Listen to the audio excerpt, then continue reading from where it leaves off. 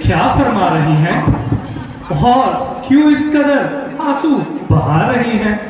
क्या दासी के निस्बत कोई शिकायत है?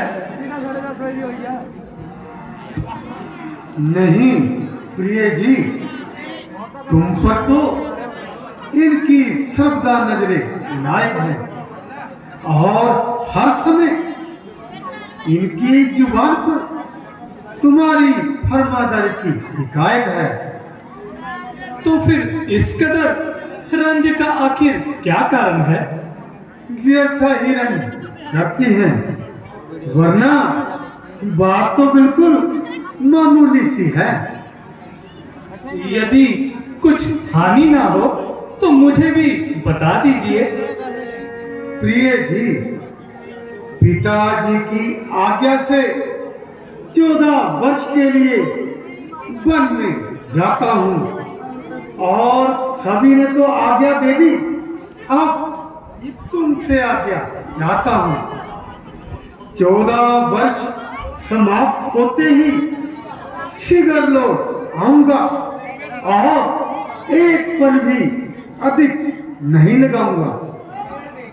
प्रधाननाथ, जो कुछ पिताजी की आज्ञा है उसके बारे में मुझको ना कोई मजाज है और ना उनके काम में दखल देने का मेरा मजाल है।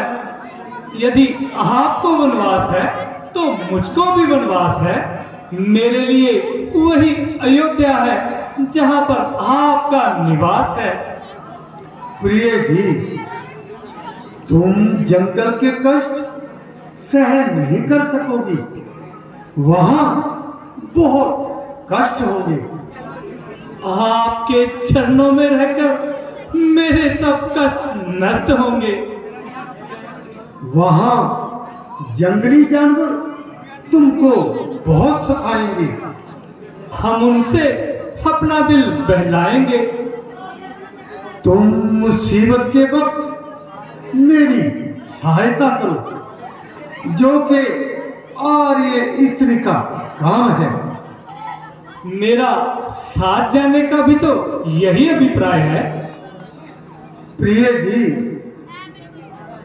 पिताजी की आज्ञा का पालन करना हम दोनों के लिए आवश्यक है। स्वामी जी, मेरी आपके सामने मन तक लड़ाने की हरगिज ताकत नहीं और सच पूछो तो बात करने की भी लियाकत नहीं। सिए जाके बना दे बिच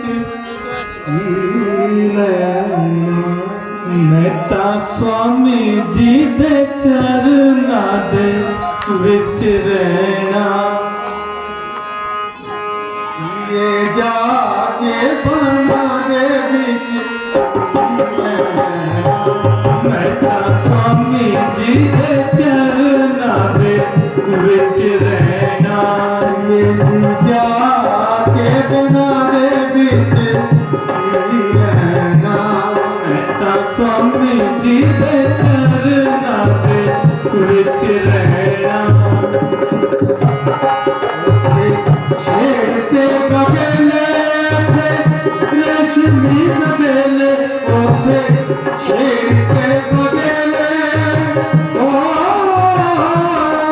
ओथे शेर ते बगेले थे रेशमी बगेले। मेरा मन कहना प्रिय जी मन कहना। स्वामी जी दे चरना दे विच रहना। ये जी जाके बना दे बिच रहना। मेरे स्वामी हमदम,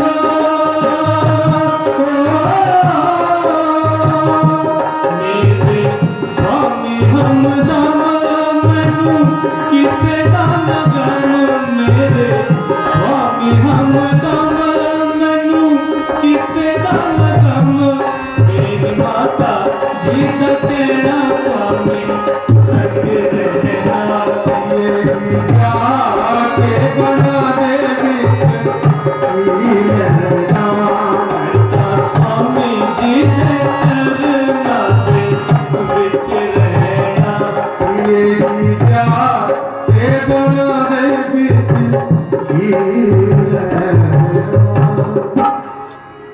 प्रिय जी, तुम वन में किस लिए जाना चाहती हो? आप किस लिए जाते हैं?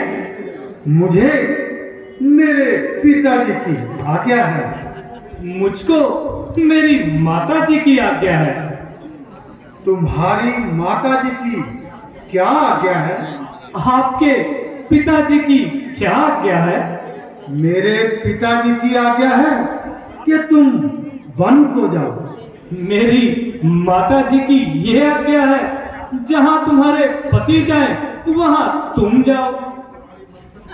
प्रिय जी, तुम्हारी मंतक तो वास्तव में लाजवाब है, लेकिन तुम्हारा साथ देना मेरे लिए एक तरह का अजाब है।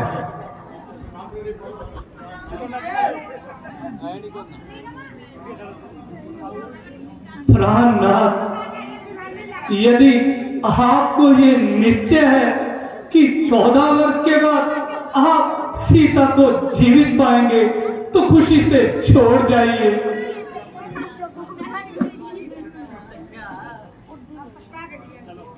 अच्छा प्रिय, चलो। अब मुझे विश्वास हो गया कि तुम हरगिज भी अपनी हट से ना टलोगी और अवश्य साथ चलोगी। अच्छा, माताओं को नमस्कार करो और इनसे आशीर्वाद लो।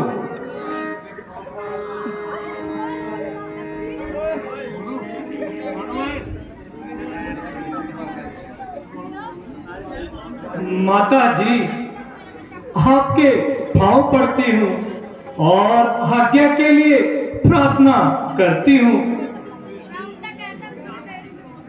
बेटी, क्या कहूँ, रोते रोते आंखों का पानी खत्म हो गया और आंखें भरते भरते कलेजा भस्म हो गया।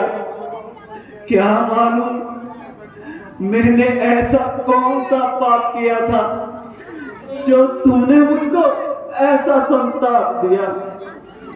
क्या कहूँ बेटी तुझे, घर द्वार से तुम खोज चले। एक तो रोती थी पहले, लेकिन अब तो चले।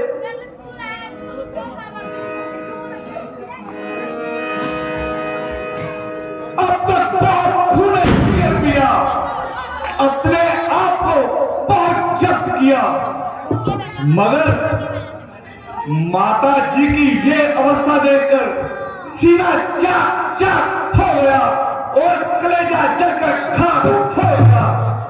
मेरी उपस्थिति में माता जी को इस कदर आजाद, मेरी जिंदगी पर लाख लाख फटकार धिक्कार।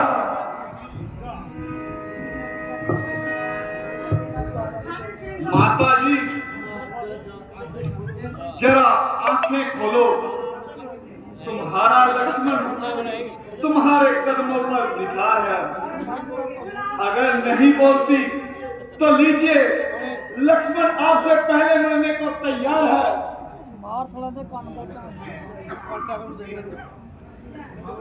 जरा होश करो, इस कायरता का क्या अर्थ?